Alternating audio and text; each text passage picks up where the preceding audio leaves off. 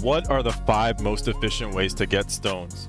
Dragon stones are the most important form of currency in Dragon Ball Z Dokkan Battle. They basically make everything in the game work. The prime incentive of every gacha game is gambling, and Dokkan is no different. So let me show you the 5 best ways to acquire this highly desired currency. I'm going to start by saying this isn't including quest mode and ranking up to 500, which do award a lot of stones, but pretty much everyone knows about those, so it's not necessary to cover them fully.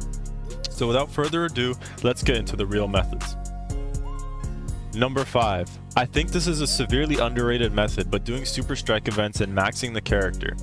They award you each around 20 plus stones, and they only take 15 to 20 minutes, especially if you have the category boost units to increase drop rate. And they give freebies to unlock hidden potential paths and even get the cards to super attack level 15.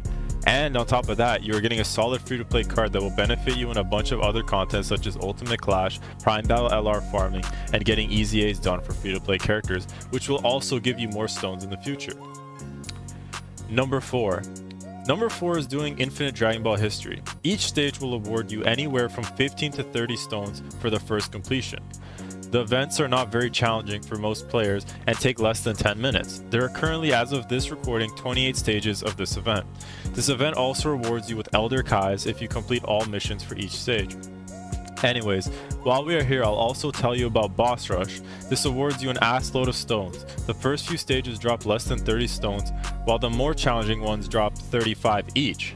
Of course, the difficulty ramps up as you go on, but it's just Dokkan events that you would grind for awakening medals, meaning there's no insane damage or health for the bosses. Even newer players can attempt these boss rushes since there's no conditions besides and no continues allowed.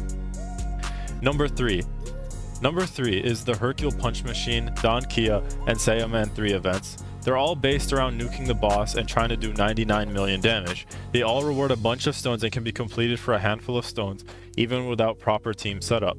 It's a very easy way to get stones. But unfortunately it's not repeatable. Number 2. So, number 2 is a tie between Super Battle Road and Fighting Legend Goku. Or Fighting Legend Vegeta as well if you want to include him. But for Super Battle Road, you have to be careful since you need specific category cards and the enemies hit hard as hell. But for the Fighting Legend events, you can use whatever you want for the first clear, but if you want to keep getting rewards, you need to look at the missions and make your team based on those categories. These events are not necessarily hard anymore due to power creep, so if you are a newer player with new cards, you should be fine, as long as they are awakened and leveled up. These 2 events alone can reward over 1,000 stones if fully completed.